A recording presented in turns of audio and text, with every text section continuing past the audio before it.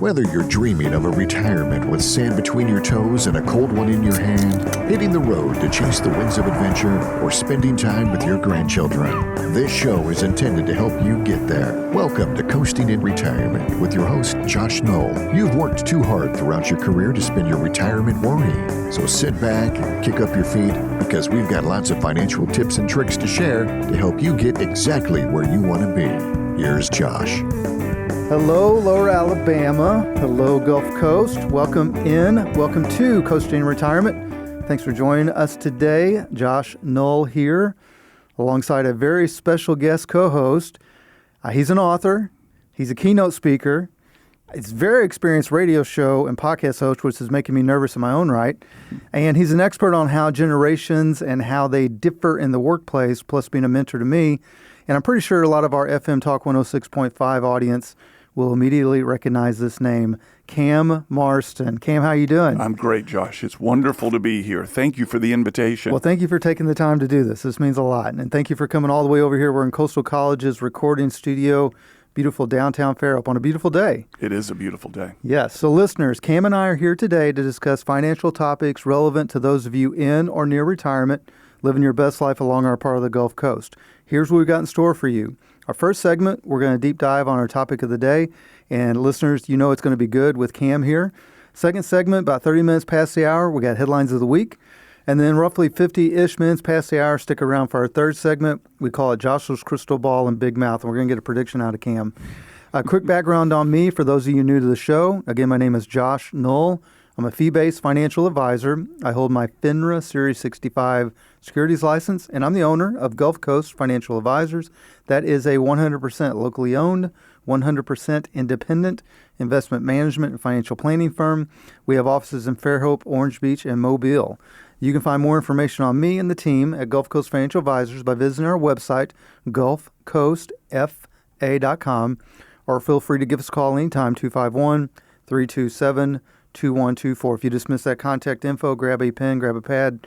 We're going to repeat it several times throughout the show. All right, Cam, we got a lot to cover today. We do. Yes. Now, typically, my regular listeners know that we introduce the primary topic in our first segment, and then we spend the rest of this segment discussing that topic.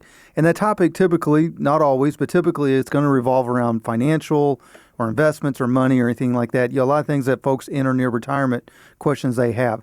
For our topic today, what I want to do, especially with you here, Cam, I want to take the time to lay some groundwork, lay some foundational work that is going to let our listeners know why they should pay attention to what you and I have to say. And hopefully they feel compelled enough to join us at an upcoming event we're going to have in a few weeks in downtown Fairhope. So listeners, the primary question Cam and I are going to ask you today is, are you ready for retirement? Now, of course, that's a fairly generic question. There's nothing earth-shattering there. But I'm quite certain that through this discussion, you listeners have never had someone discuss your retirement readiness like we're going to do today. Cam Marston has developed an approach to determining your retirement readiness that goes so much deeper than just money. Things such as purpose, your health, your activities, your social connections, your joy. Did I mention your purpose? But before we get into all of that, let's do the groundwork that I mentioned. Cam, you are regular FM Talk 106.5 listeners. I feel funny introducing you on the show. They know you and they know your background. But for those in my audience that are not as familiar with you, who is Cam Marston? Oh, it's a broad question. So for the past 25 years, for the purposes of our conversation today, I've studied generational trends in the workplace and the marketplace. And to put it succinctly, I study the way people change through their aging, how they grow up, how they move into a job. Much of my work is working with my clients on how do I better sell my product or service to someone between these ages? How do I recruit and retain people more effectively? I spent 2.5 hours yesterday on a webinar with a hospital system in California because they're having trouble recruiting doctors. And they said, we're missing it, and our doctors are between this age and this age. What do we say differently to better recruit them? So my study is on generations and how they change and how they matriculate into, and now with this study that we're about to get into, how they matriculate out of the workplace. Well, and before we do that, what you found through your study is we have pop culture has fun with the differences in the different generations, Very right? much, So yes. I'm Gen X. I'm assuming you're Gen X as I well, am. right? And before us were baby boomers, after us are millennials, and so on and so forth. But what you found, not just from finger in the air, pop culture, hey, it's funny to look at the differences in music and culture and all that, but scientifically, there are dramatic differences between how the generations interact, right? There are preferences that each generation has on the way what they want from a boss, a leader, a job. They have these very clear preferences, and once they're laid bare and others understand them, it helps them better recruit, lead, manage, retain, etc. So yeah, our job is to uncover the preferences and to make them clear to the people who are trying to understand them. So that's correct. And what you found, so a lot of baby boomers are already in or near retirement. Yes. Some of the older members of our generation, Gen X, are getting into retirement or maybe even retired if they retired relatively young. What you found was not only those workplace difference dynamics amongst the generations, but also how it varied how they viewed and accomplished retirement. Correct. Yeah. Okay. So they were looking at these different generations as looking at what is the purpose of retirement. And you mentioned purpose already, but what will my purpose be in retirement? And what we learned is there's a lot of content out there, as I know you know and your listeners know, on the financial side of retirement. I mean, there's so much of it, and it's what people like you excel at. You can peg it to the decimal point of what you're going to need to retire. But the area that we uncovered was the meaning in retirement and what you're going to do. It's what I call the between the ears side of retirement, not the spreadsheet side of retirement. And we dove in, a small team that I pulled together, and we dove in, and we began to understand this and to try to help people get their arms around the between the ears side of retirement. And we've created this product that we're here to talk about today. Well, so that leads us to our primary topic today, retirement readiness, right? Are you ready retirement? Are you ready to retire? So the process you described, I have viewed what you started, your beginnings of this study as a little bit of an epiphany, but what you're telling me is it was more of a natural evolution. It was coming. It was coming. Okay. And I couldn't have catalyzed it the way it ended up happening. But yeah, the conversation was coming, and when it finally landed at my feet of how do people get into retirement non-financially, how do they make a good retirement non-financially, it only made sense. I mean, there's a circular system here. I started this subject matter talking about Generation Xers getting into the workplace. At the end of this career, towards the end of this career, I'm now talking about how to get Generation Xers happily out of the workplace into retirement. Right. Yeah, so it's full circle, though I never could have predicted it that way. Well, so let's talk about, let's introduce the system that you're referring to, and just, I guess, a little bit of disclosure. You and I we own our own businesses. We have no affiliation. However, we are going to be working together with some of this retirement readiness because, as I'll set the table and turn it to you to describe the system, I have found Gen X, a little bit contrarian, very independent. We were latchkey kids, right? Correct. Yep. Right. So I probably have, on the spectrum, I'm probably way over to one side on my independence. But one of the things that led me to do was form my own separate independent financial advisory practice, because I felt like all of the conversations that I was being asked to have at the larger organizations, they were fine, but they was always related to money, investments. It really had we really were spurred very little to develop that deeper relationship to figure out, hey, what is this person actually worried about? Yeah. Right? And so as an independent financial advisory practice, I've got a little bit of free reign, and most of my, the clients that are listening know that not all of my friends are clients, but all my clients are friends. And I think through the years of not only my own experience, but also the years of experience I have in this business, I've learned that the non-financial stuff can be as important, if not more important, to a happy retirement for each individual, right? So I've kind of learned that, which led me to you and I having this conversation. You developed this system that we're about to describe, and I thought, man, that's a perfect fit for how I approach my clients anyway. So I'm going to kick it to you. Tell us about the system. Tell us what you named it. Tell us what it's trying to accomplish. Let's get into some details on it. Let's begin with a little piece of data that I brought along. Financial advisors think only 11% of their clients are emotionally ready for retirement. Wow. Okay. Vast majority are financially ready for retirement, but only 11% are emotionally ready for retirement. And you hear it in kind of common talk this way. You know, Cam, and you've probably heard this, Josh, retirement ain't all it's cracked up to be. And what does that mean exactly? Right. Well, what we've done, this team that I've put together, we've created this program called Phase into Retirement. Phase is an acronym, stands for Purpose, Health, Activities, Social Life, and Everyday Life. And what we've created is a 50-question assessment that's paired with the 4 top retirement happiness studies in our nation and in Canada that yields a report per person that's unique to that person on their retirement readiness as compared to these 5 pillars: the purpose, the health, the activities, the social life, and the everyday life. Phase into Retirement is designed to get the assessment taker aware of where they're ready to step into the retirement world and where they're a little bit hesitant to step into the retirement world. And I want to emphasize once more, this is non-financial. Right. No part of Phase asks the assessment taker anything to do with income, savings, nothing like that.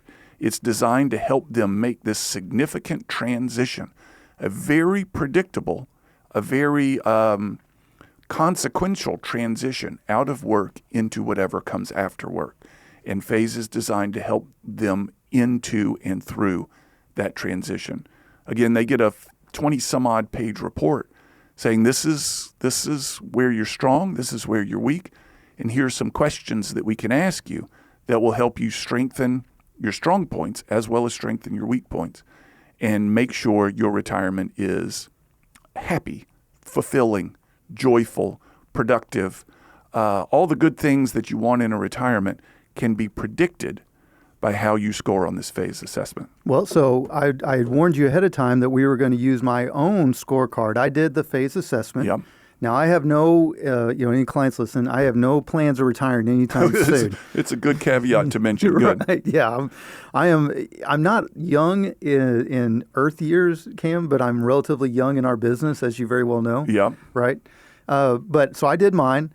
And I want to dive in a little bit on that because it was funny. You take these things now with you in the picture, that gave it instant legitimacy. So I knew that whatever I was taking was going to be thought-provoking and have a unique approach. What I didn't expect was that it would just stick the landing on some of the things I kind of thought about myself, Yeah. but I wasn't 100% sure. For example, purpose. I'm on the radio, running my jaw every week. I derive a lot of my identity from my work, from this business I've created, from this, this journey that I've had, this entrepreneurial journey that's led to Gulf Coast Financial Advisors.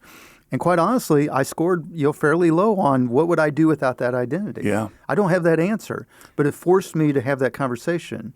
And I'm probably not the only business owner or entrepreneur having that self-conversation. I'm going to give you one more point. I want to hear you respond. The other thing, too, that it tied in with that is if I were one of those that wanted to retire early, which is great. We help clients retire, quote unquote, young all the time. But man, emotionally, I am not. I scored really, really low on that. I'm not emotionally ready for that. Yeah. So let's talk about that purpose and that sense of identity and that emotional aspect of this test. Work gives you purpose. Work gives so many people purpose. And even if they don't like their work often is a purpose provider for them. So retiring into or leaving work in retirement and entering into retirement, you must find a new purpose. And some of the best purposes are ones where you teach others what you've learned as a mentor, as a professor, as a teacher, something along those lines. So purpose drives us in work, but it also has to drive us out of work. And the best case scenario is you spend 5 years prior to retirement identifying what that next purpose will be. So that in the day of retirement, that Monday that you wake up after it, you don't wonder what you're going to do or what you're here to do. And you don't wonder what you're here to do. So you get out of bed with a new purpose that's been developing over the past 5 years. To say it simply, oversimplistically, you don't retire from, you retire to. And it takes about 5 years to make that transition into what it is that you're going to retire to. What the phase assessment reveals is how strong you are in whether you're ready to retire too. And based on, Josh, your results, you're weak. 100%. Yeah. 100%. So it's going to take you 5, maybe 7 years to figure out what that will be. What is my purpose going to be in retirement? So purpose fuels everything downstream for you, and you've got to begin that question. And one of the things that we have here in the phase assessment is the field guide, and it's the printed document. And if you're really worried about what your purpose is going to be, you're going to work through the field guide. It's going to ask you 5 or 6 questions of very thought-provoking questions, and you'll work through that in order to identify what that purpose will be on the other side. So purpose is fuel in the workplace, but it's also, importantly, fuel outside of the workplace too, in retirement. And you got to figure out what that fuel is. Well, you said a couple things that are really important there. One, you mentioned 5 years, and I don't know if you pay attention to our friend, Jay, our mutual friend, your really good friend, Jay Stubbs, but he calls that the retirement red zone. Yeah. Right? Yes. And now typically when we're talking retirement red zone in our line of work, we're trying to batten down the hatches. It's almost like you're trying to land a plane, seats in upright position, seat belts, all that. And we're doing that from a financial perspective. But with this phase program, now you're giving, selfishly, you're giving Gulf Coast Financial Advisors, my practice, the ability, but also you're obviously going to offer this to other advisors as well. But you're giving the ability in the retirement red zone to not only work with the advisor on the financial aspect, but also work within this system to be emotionally prepared for, like you said, you're not retiring from, you're retiring to. That's right. And for some people, this may be, for me, it kind of reiterated the fact that a retirement of where I just totally shut the switch off, I lock the door, turn the lights off, and I go play golf, that's probably not going to be my style of retirement. No, nor mine. Right. And what it means is that I really need to, over the next, in any line of work, and I think you had a recent LinkedIn post about this, but eventually you start to age out just naturally. Mm-hmm. Now, if you're a professional athlete, that happens younger. If you're in a line of work, you get to go a little bit older. In fact, our line of work, you can actually push this thing pretty late. But nonetheless, there's going to be at some point where you don't totally have your finger on the pulse, whereas someone used to always come to you, you were the first go-to person for some piece of advice. Now maybe you're not. Right. So for me, that puts kind of a time frame on, not that it is a number per se, but it's definitely a landing strip of, I need to be in the mindset of, I'm going to be scaling back and I'm still going to be a resource. I just may not be the center of attention anymore. That's right. Right. Because your identity right now is wrapped up in your job. Yes. So much of your identity is in your job, and your identity is your purpose right now. Right. So how do we recreate an identity for you? This is internal. This is in your internal workings. How do you recreate an identity for yourself that you enjoy and you want to pursue outside of work or after work is ended? And a part of that identity, as I mentioned a moment ago, many people find fulfillment in that identity being teaching, mentoring, guiding others. So identity and purpose are closely related. Work gives you both right now. If you were to pull work away, what is that identity? Many people are lost, and that's where you hear the expression, retirement ain't all it's cracked up to be. People used to call me. I can think of a conversation with a guy that had recently retired. He was referred to in his workplace as the closer. When they had a big deal, he was the closer. His job was to come in and close it. Well, Friday they gave him a wonderful event to thank him for his time, and on Monday he was no longer the closer. His identity was gone. Right. He was retired. So what is his identity now? And in a perfect case scenario, he would have asked himself that question well before retirement to begin structuring that identity once he had left. And he took the phase assessment, recognized where he was weak, and said, I need to figure something out. And it allowed him to begin to pursue things that he had always had on the back burner that had interested him, and to ask himself questions about those things. Could this be something of interest to me? And reshape my identity towards it. It's both terrifying and fulfilling. It's terrifying if you don't know what that answer is. It's fulfilling if you're 5 years from retirement and think, oh my gosh, I've always wanted to explore this, to do this, to check this out, to dig deep into this, and I now see an opportunity to begin doing so. Well, I want to talk about one more piece of it, then I want to get into the practical application of how someone can do their own assessment for free. So my last piece is, Cam always joke on the show, 86% of statistics are made up on the spot. I love that one. Right. So what I'm about to tell you, I have no actual scientific data to it. I just know that I'm pretty sure I've read multiple scientific journals that one of the keys to longevity, and obviously happiness in life, but definitely longevity, yes, diet matters, genetics matter, but it's really your personal relationships. Yes. Yeah, the folks that have spent the time and the effort, because relationships require effort to develop these relationships, whether it's with family or close friends or a network of friends, those tend to not only have a happier elder years, but they also tend to live longer. Yes. Right? So with this phase thing, for me in particular, and I think I've told you this before, but it also on some of the things where it reinforced what I thought about myself, that I'm actually kind of proud, hey, I'm independent and all that. But on the other, for somebody like me, that listeners will recognize this. I've been through a couple of pretty severe life events. I've been divorced. I'm remarried. I've moved to a new area where I didn't know a soul coming in. So I come from an area. I love where I'm from, Wapapello, Missouri, but Wapapello, Missouri is the middle of nowhere. So when I left, I'm gone, right? I have relationships back there, but it's not like I go downtown Mobile and I'm going to bump into somebody I went to school with. Right. They're not around here, right? So my point being is, what do you feel like the phase, is there a part of it that is really intended to try and encourage people around their social life in retirement? I want to let you extrapolate on that a little bit. The S in phase stands for social life, and the 10 questions you're going to get in that social life category are going to evaluate how close of a friend, how many friends you have, how close friends that you have. And you've asked a great question, because that social life component in the phase assessment is weighted more heavily. You're right. Social matters more than the others. It does not mean purpose doesn't matter, or health or the others. It means social matters a little bit more.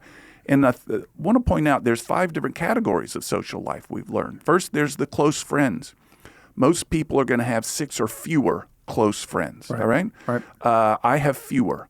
Me too. But having 1 or 2 matters. Most people won't have more than 6. Then there's activity-based friends. I play golf with these people. I play pickleball with these people. We know each other. We're friends. But if I'm having a crisis moment, these are not the ones I'd call. I'd call a close friend.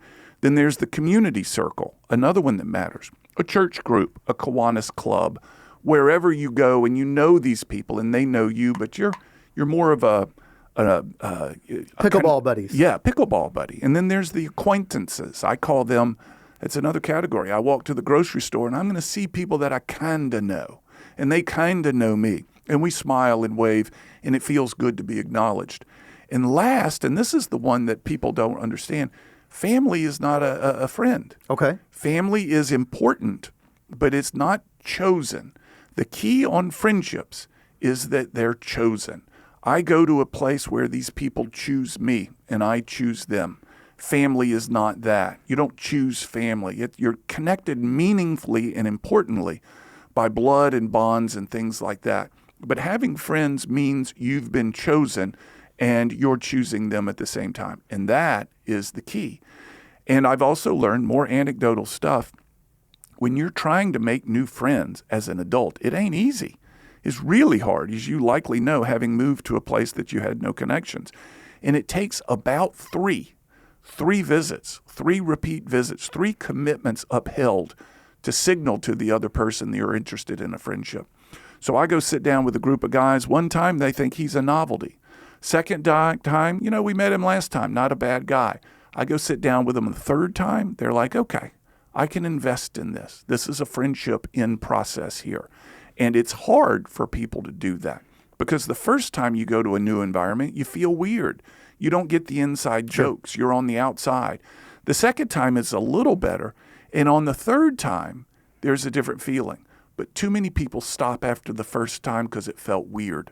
So in adulthood, moving into retirement, knowing the importance of social life to having a happy retirement, I'm going to tell you, do it at least 3 times. And whatever that is, my father's a member of the VIA Senior Center over in Mobile. It took him 3 times to go to that pickleball court before he felt like he was a part of the group.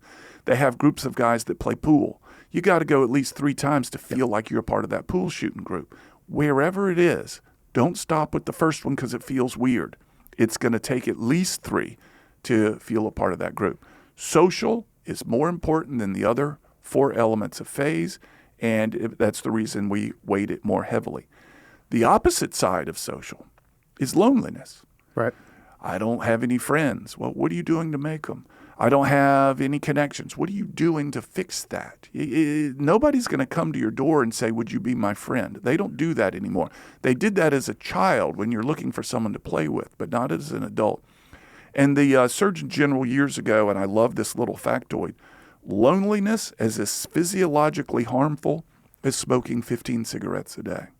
So it's one that needs to be addressed up front. Well, folks, for those y'all that are interested, Cam has been generous enough to allow us to have this assessment on our website. So I'm gonna walk them through that a little bit, Cam, and then you can kind of give them some general directions.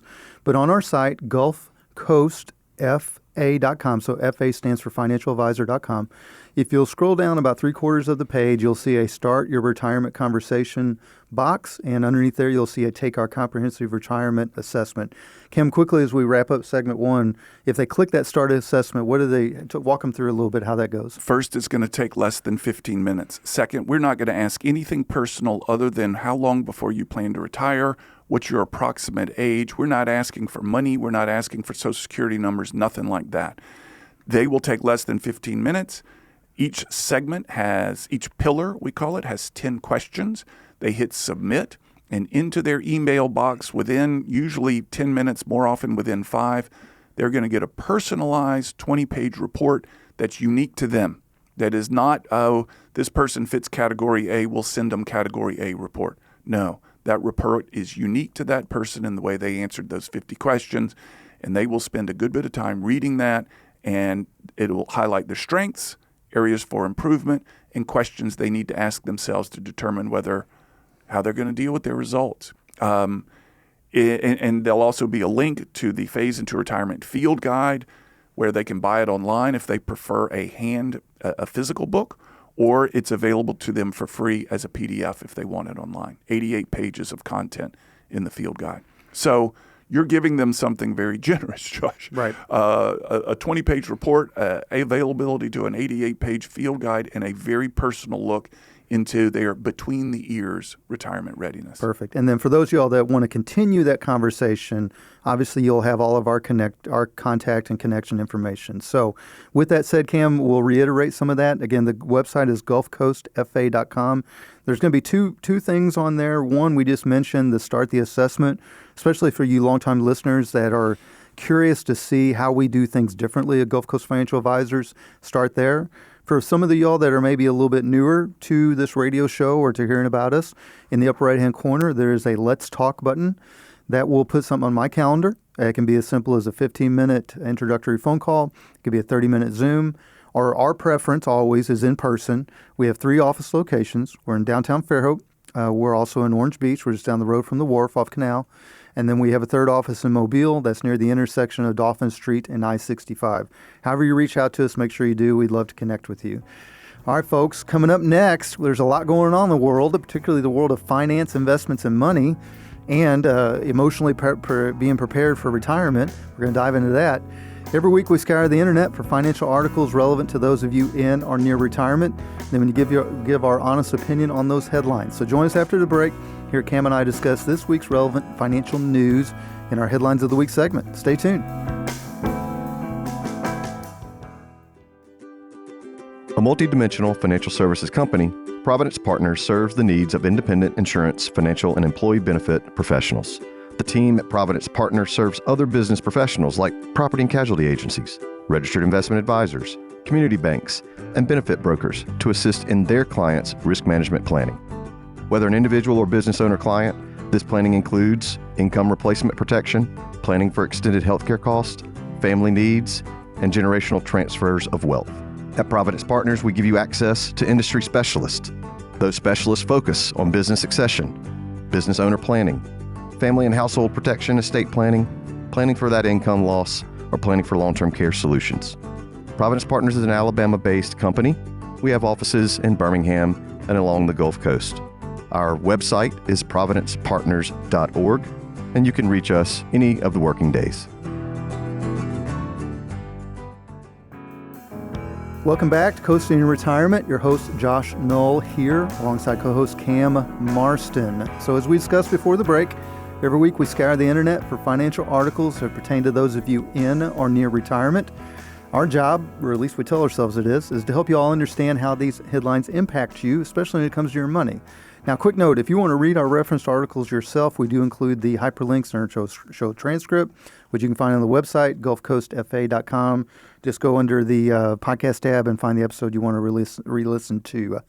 Now, without further ado, let's get at it with headlines of the week. So, Cam, you're not new to the show because you told me you listen every single week. No, I'm just kidding. But you've heard it before. Oh, I very much am familiar with the show. I appreciate that. Yes. But this is where I'm going to give you I'm going to tee up the headline. Let's get some back and forth, get your reaction, okay? So first up, we have an article from AARP, which I get their stuff all the time on the right? It's called 5 Retirement Fears and How to Get Over Them. So this is one of the articles I think it fits our show topic, that retirement isn't just about dollars and cents. It's about the confidence that one feels when they enter retirement.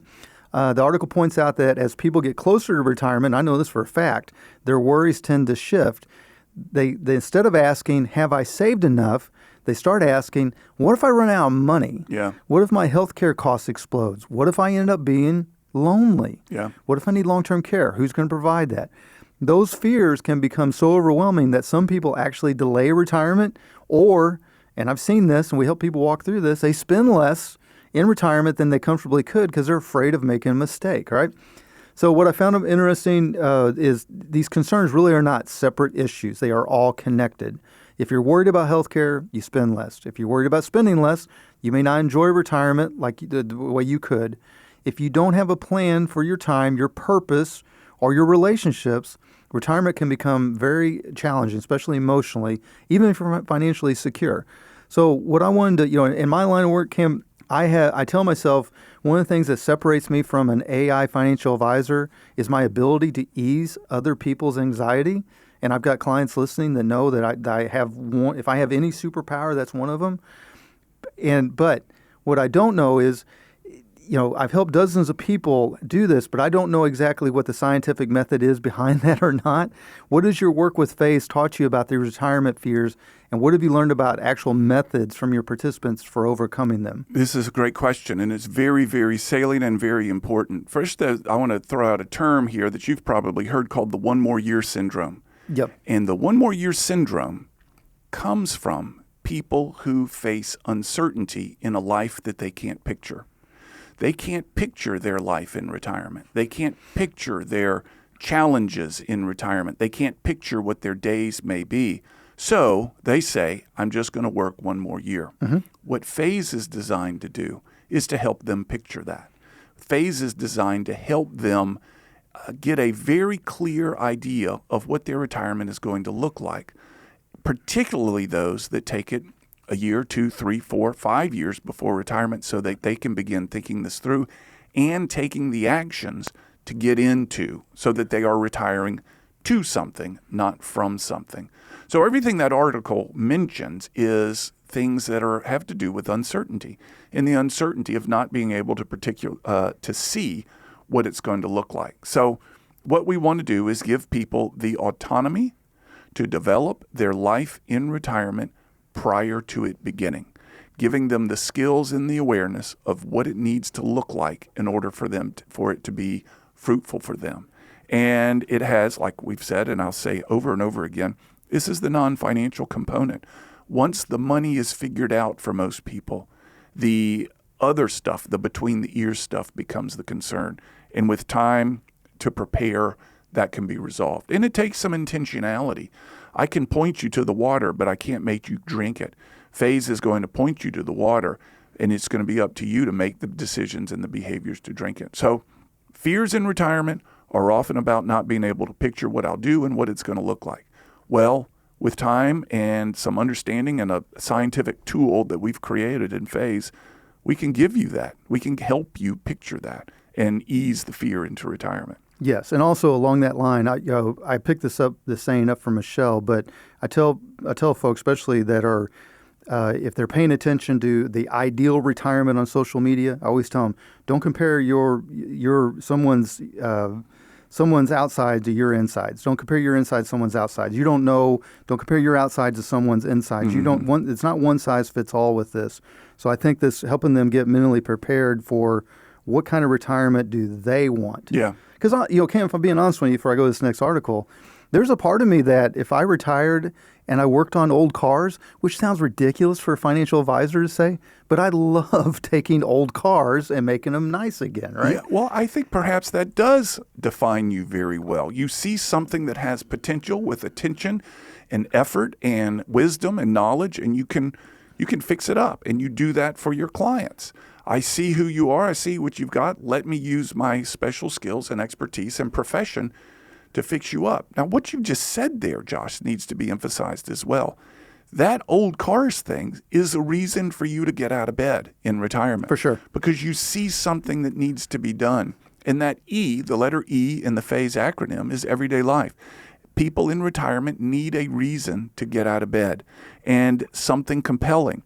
And not only a reason to get out of bed, but something to do when they get out of bed. In other words, I get out of every bed each day between this time and this time. There's nothing rigid to it. But I get out of bed each day and I do the following 3 or 4 things that gets my day started. I walk the dog, I make coffee, I fix breakfast, something that gets the day started so that I then roll into the purpose. If you don't have a purpose, you don't have a reason to get out of bed. And it might be for you that today the carburetor needs work. Sure. And that's going to get you out of bed. So what FAZE is also designed to do is to determine, do you have a daily rhythm that you can fall back into when work is gone? Because work defines your rhythm right now. You've got to get out of bed to meet your 8 o'clock appointment, whatever it is. Well, what happens when that 8 o'clock appointment is gone? Well, you need a new reason to get out of bed. And you got 3-5 years. And we give FAZE to people that are 2 years into retirement to help them figure out what that may be. Very good. All right. So, Cam, for our next article, I wanted to discuss something personal to me. And I went back and forth about including this, and you didn't object. So I feel like I'm in a safe place here, right? Because just between you and me, and I don't want you to tell anybody this, but I deal with some anxiety. Under my cool hand, Luke, calm demeanor, I'm actually a fairly high stress individual. Like I said, Cam, don't tell anybody. Yeah. In some ways, it's kind of a greatest strength, greatest weakness. I don't know what the term is, high functioning, whatever, high achieving kind of thing. Whatever it is, you're going to apply the label high to it, aren't you? Because the motor's going to not stop. Like Michelle says, I'm like one of those sharks that can't quit swimming or I'll drown. Yeah. So the article I picked was called Adjusting to Retirement, Handling Depression, Stress, and Anxiety. Now, to be clear for the listeners, I'm not depressed. Right. I'm just constantly, I'm like a cat in a room full of rocking chairs too many days. The article points out that people spend years playing the financial side. We've talked about that. They work with advisors like me. They get their accounts in line. They look at when they're going to claim Social Security. But few people, as we've talked about at length on the show, talk about what retirement actually feels like. So for me, work, provides structure, purpose, friendship. And honestly, Cam, it provides it's how I get rid of my anxiety. Yeah. Like when I wake up a lot of times, I'm a thinker at night, right? Mm-hmm. Terrible sleeper, have been all of my whole life. I'll wake up and I've got this, I call it the conveyor belt of stress coming through. You're like, okay, now you got to worry about this.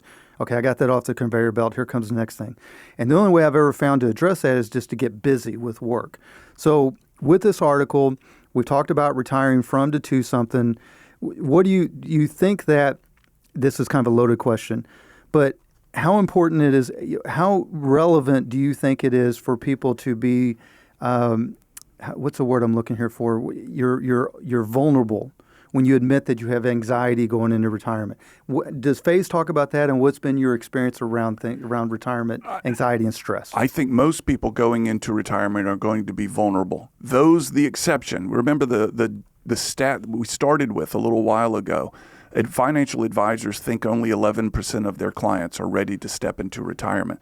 That leaves a great number that are not ready, and that is vulnerability, that is anxiety, and that is fear. What I would suggest, and yes, FAZE is going to tell you, hey, you need And it doesn't come out and say this. It does not say, Josh, your report does not say, Josh, in retirement, you need to fix cars. It's not that clear. Right. It's that you're going to need groups, not one, but group. Right now, your anxiety is alleviated by your work. The question is a chicken and egg. Does the work cause the anxiety, or is the anxiety there point. and work alleviates it? Let's assume it's the latter. You're just a guy. You're ramped up. You're always on 10, level 10. You're on 11. Take it to 11. Take it to 11, exactly.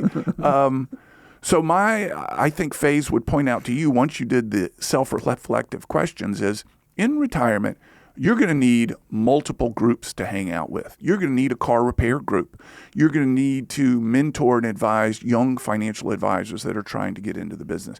You're going to need a group that does this, whatever your hobbies are. One group isn't going to satisfy you. You're going to need multiple of those groups. And if you know this, and if you embrace this as the truth, then you're saying, okay, what are those groups? Where are they now? How do I begin to introduce myself to them now? How do I begin so that when I retire, these groups say, hey, Josh is now free. We get him more than we did when he was working, and you can transition easily into those groups. Your anxiety is probably not going to go away. What we're going to find is a place to put it, and we're going to give you time to determine what those places are by taking the self-reflective tool that we've designed to be Phase and helping you understand that about yourself. That's fantastic. All right. So, Cam, normally we have 3 article links in this segment, but I wanted to save the last part here of segment 2 to discuss your books and your work as a consultant and anything. I know we've kind of led into how that formed the foundation of Phase, but let's start with the books. Your first book, if I'm correct, is called The Gen Savvy Financial Professional, correct? I have actually 6 books. Oh my gosh! Was okay, so I'm going to turn it to you. The fourth okay. book. So I've written a number of them on generational trends in the workplace. And the first one I wrote, I was very, very proud of it. However, to be very candid, it is now dated. You know, you write a book on generations in the workplace, and once it gets 15 years old, all that content is now dated. So I've written a number of them. That book that you referenced, The Gen Savvy Financial Professional, is now in its 3rd edition. It needs to continue to be updating as each of the generations featured in there gets a little wise and older, and their chapters change a little bit. That book no longer discusses the mature generation, which precedes the baby boomers, and now also touches Gen Y, which is Gen Z, which is younger than the millennials. So that's one of them. The other one I wrote was called What Works, and it was it's one of the ones I think would be most applicable to a broad audience. You'll recall I did the What's Working with Cam Marston was the show that I had on 106.5. That's right. I continued that podcast, and during COVID, I thought, well, what can I do with this inventory of episodes? And we went through the episodes, there were over 200 of them, and said, here are the 10 best messages, not the 10 best episodes, but these messages repeated frequently about what makes their workplace work. And we created a book called What Works, the 10 best ideas from the first 200 episodes. Had a wonderful time writing that book, remembering these conversations.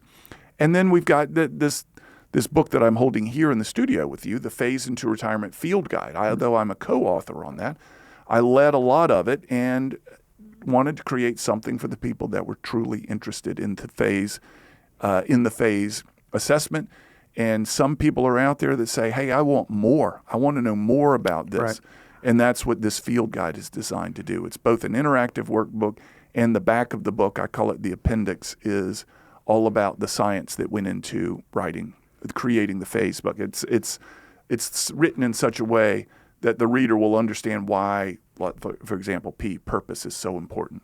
Now, listeners can find all those 3 books you listed on your website, cammarston.com. Correct. And they can purchase them there. They can purchase that, and if you'll click on that website, it's going to take you to Amazon. I let Amazon do the book selling. Understood. It's so much easier. Plus, they can learn more about you on the consultant side. Yes. And that segues naturally to our website, gulfcoastfa.com.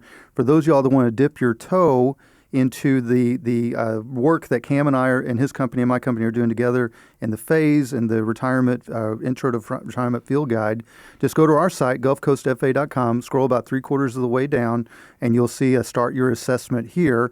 There's no cost to it. There's no obligation. Like Cam mentioned earlier, we're not asking for a bunch of personal info. I think it'll be a pleasant surprise to those of you all that are curious about what makes your own self tick, if you're self-aware. And I want to emphasize, we've had people that are age 40, nowhere near retirement, but take this assessment and say, I think this is just good advice. Yep, I like it. So it's geared towards retirement, but there are those that are getting something out of it that are well outside the retirement range. Well, while you're on the site too, upper right-hand corner, there's a Let's Talk button. That'll put something on my calendar, phone call, Zoom, or preferably, let's meet in person. We have 3 offices. We're in Fairhope, we're in Orange Beach, and we're in Mobile. All right, folks, coming up next, Josh's crystal ball and big mouth would have been some of my predictions. Have I been right? Was I ever wrong? What do I think is going to affect investors in the near future, or maybe the distant future? We talk about all these things, and usually, especially when Michelle's around, we poke a little fun at my big mouth. But stay tuned.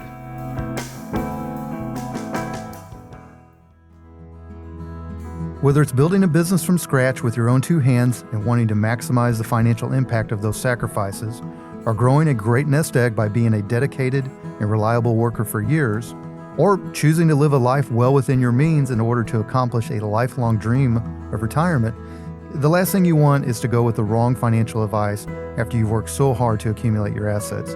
You've also probably spent most of your life putting others' needs ahead of your own, and now it's your turn. We can help. Gulf Coast Financial Advisors is a locally owned, independent, fee-based financial planning, investment management, and tax planning practice. We have offices in Fairhope and Orange Beach. We serve all of Baldwin County and the Gulf Coast. We also have an easy-to-understand fee-for-service model with no sales quotas, no proprietary products. Our ultimate responsibility is to our clients' goals and dreams. You can reach us at 251-327-2124 or find us online at gulfcoastfa.com. That's GULF, like the Gulf of Mexico, Coast, FA as in financialadvisor.com.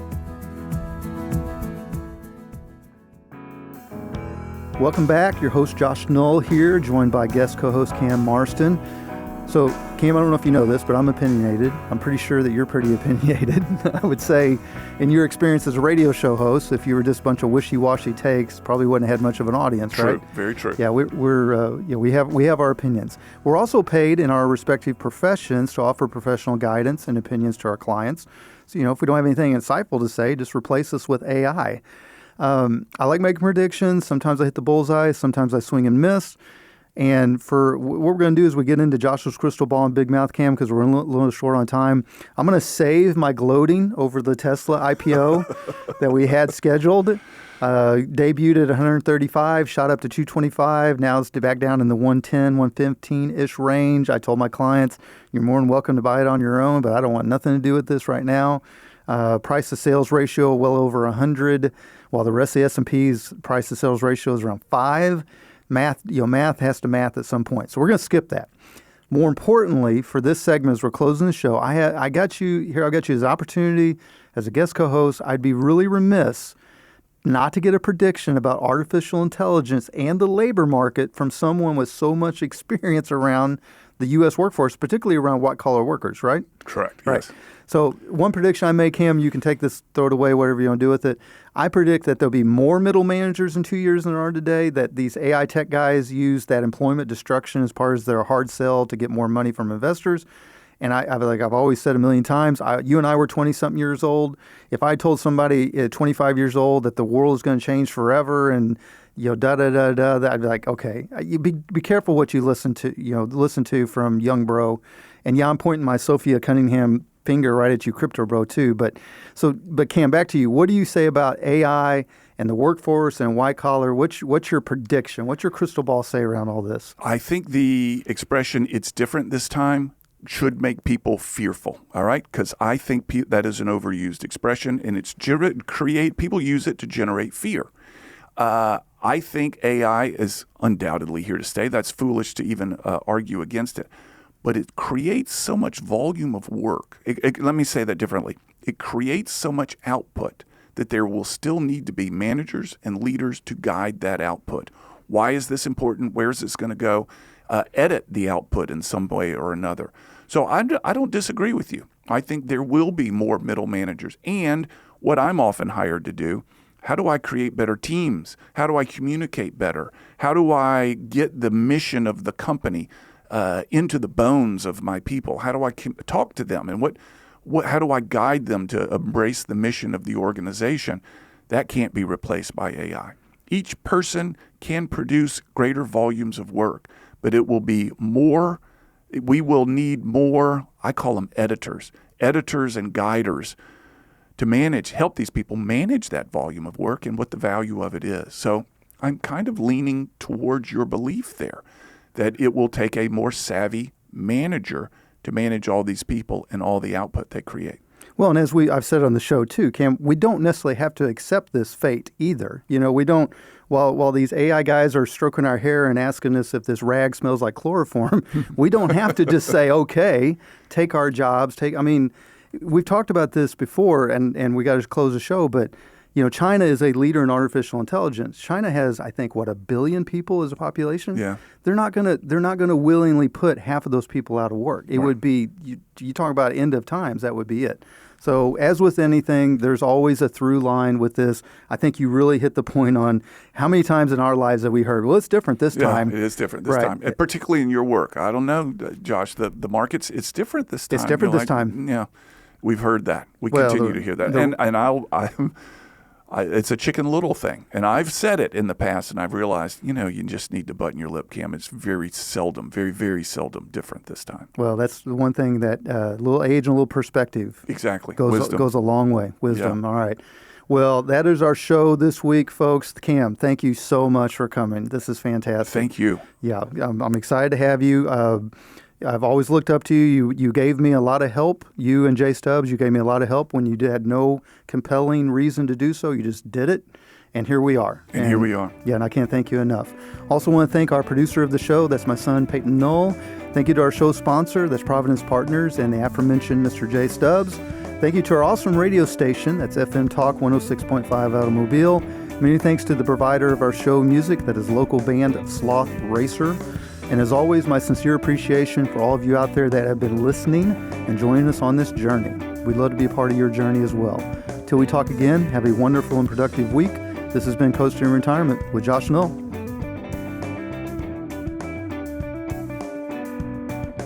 Gulf Coast Financial Advisors, LLC, known as GCFA, is a registered investment advisor offering advisory services in the state of Alabama and in such other jurisdictions where it is registered, filed the required notices, or is otherwise excluded or exempted from such registration and or notice filing requirements. Registration does not indicate or imply that GCFA has attained a particular level of skill or ability, nor does it constitute an endorsement of the firm by the Securities and Exchange Commission, the SEC, or any other state securities regulator. The Coasting in Retirement radio program serves mainly to disseminate general information, including those pertaining to GCFA's advisory services, together with access to additional investment-related information, publications, materials, and links. The publication of this radio show should not be construed by any client and or prospective client as GCFA's solicitation to effect or attempt to effect transactions in securities, nor should be interpreted as GCFA providing personalized investment advice or any type of professional advice for compensation wherever this program is broadcast. Any subsequent direct communication by GCFA with a prospective client will be conducted by a representative that is either registered or qualifies for an exemption or exclusion from registration in the state where the prospective client resides. Certain information, news stories, headlines, data, charts, graphs, figures, or statistics presented on this radio program may have been obtained from third-party sources that are believed to be generally reliable, but which GCFA may not have independently verified. GCFA does not and cannot guarantee the timeliness, accuracy, or reliability of any such third-party information and undertakes no obligation to update or correct any information that may become obsolete, unreliable, or inaccurate. This radio program also contains the opinions, views, and perspectives expressed by Josh Knoll and any other GCFA representative, which are solely their own and do not necessarily reflect the opinions, views, or perspectives of GCFA as a firm. Such personal views and opinions should not be construed as endorsements or professional advice from GCFA. GCFA makes no representation or warranty regarding the accuracy, completeness, or reliability of any information on this radio program and disclaims any liability for any direct or indirect loss or damage incurred from using or relying on such information.